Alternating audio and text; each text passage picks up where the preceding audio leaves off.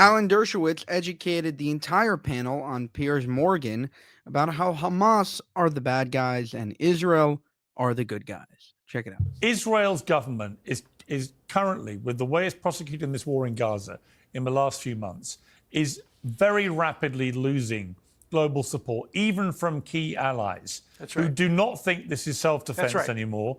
And they're joining the dots with what people like Smotrich are saying, and they fear there is a much bigger plan that is now unfurling, which is to get rid of all the Palestinians. And in relation to the number of children being killed, you know, obviously you don't believe every statistic that comes out of the Hamas-run health authority, although historically their numbers have later proven to be broadly accurate. That is a fact.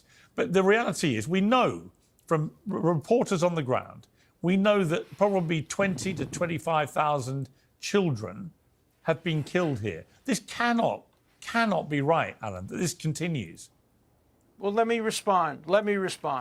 There was a war in Iran. Israel went in, destroyed much of the military capacity, and they killed an incredibly tiny number of civilians, very, very few, in the low hundreds, which proves clearly that the only reason that civilians have been killed in the Gaza Strip is because they're used as human shields. Because the leaders, I don't agree with that. I don't agree with that. I'll tell you why. Wait a minute. Let me finish. Well, OK, but I don't agree with your summation, but finish your sentence, Yeah. My point is, when Sinwar hid, where did he hide? He hid underneath the hospital with 9 of his people. Israel had to kill all of them. And yes, they killed 16 civilians. That's proportional. Let me tell you, if Hamas hadn't done October 7th, if they hadn't used human shields, if they didn't use hospitals, there wouldn't have been a single person, a single civilian killed. Israel prides itself on being able to target, stop cutting me off, being able to target military targets like the Iranian nuclear reactors. When it destroyed the Iraqi nuclear reactor, 1 civilian casualty. Syria, no civilian casualties. Iran, very few. Why Gaza? Because they use human shields. Because they hide their commanders among the children in order. So here what he's pointing out.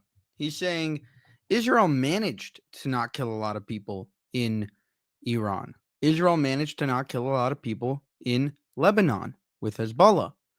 Israel, did a lot of operations in Syria, didn't kill a lot of people. The only place that Israel is killing a very, significant amount of civilians is in Gaza. And why do you think that is? The main reason is because Hamas embeds itself within the civilian population to the point where they don't even use uniforms. You don't know if it's a civilian, if it's a Hamas terrorist, who it is, how to identify them. And even if you do know, they're so unbelievably entrenched because they're underneath hospitals, they're underneath schools, they're underneath each and every building.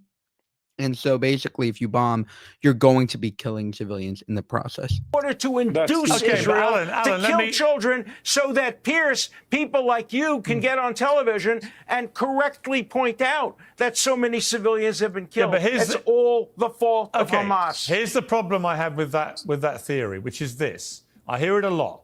But if you look at the way that Israel dealt with Hezbollah, for example, a very carefully planned and well-executed plan that targeted almost exclusively the Hezbollah terrorists, right?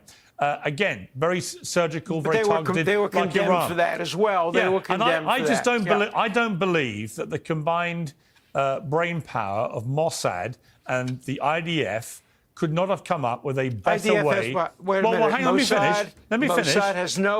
Mossad has no jurisdiction over Gaza. Let me just correct you. But the idea that Mossad doesn't belong in Gaza. But the idea that Mossad wouldn't have known stuff going on in Gaza is for the birds. And I just cannot understand why, given the global dismay about what has been happening in Gaza, that with the destruction of 70% of Gaza now, with so many children being killed, everybody accepts that Israel's trying to go after Hamas, but they also accept and understand, because it's clear that way too many children are being killed here, and that the end goal of getting the hostages released is not happening, right? That the language from Smodrix makes people think there's a different plan going on here. And so my question really is, he has no influence. There has to have been a better way than just leveling Gaza to the ground. And I think it's been driven by... I agree with you. Do you not think? No, I agree with you that there has to be a better way. And the better way would have been for Hamas to come out and fight in the open like brave people do all over the world. But instead, they hide behind children and babies. They use them as human shields. And that's why Israel has to go in order to dismantle Hamas. They tragically...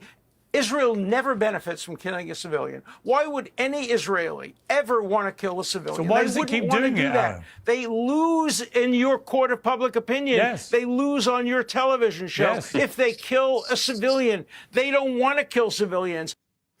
Yeah, I think that part is obvious. I think Alan Dershowitz laid out a lot of the necessary talking points, the necessary things to say. The only thing I think he missed is you have to say another way. You have to give another point. And I think another point would be saying, listen, get the civilians out of Gaza initially, whether that be through voluntarily letting them leave, opening the Egyptian border, opening a route for them to get out, whether that be through land, sea, air, however, getting them out. And so I think that was probably the biggest miscalculation and not allowing the Gazans to get out. And really, a lot of forces trying to avoid Israel from letting them go out. Because you let them go out, it's ethnic cleansing. Or you push them out, it's ethnic cleansing. You keep them in, it's called a genocide. So you really have nowhere to go.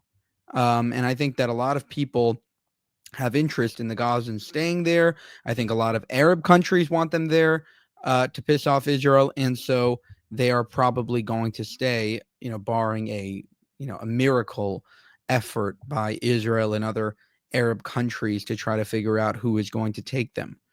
For more, subscribe to the channel. If you want to help us make more of these videos and support us, you can go to buymeacoffee.com/JewishUncensored. You can also go to our channel memberships page and join there as well. Thank you for watching and have a good one.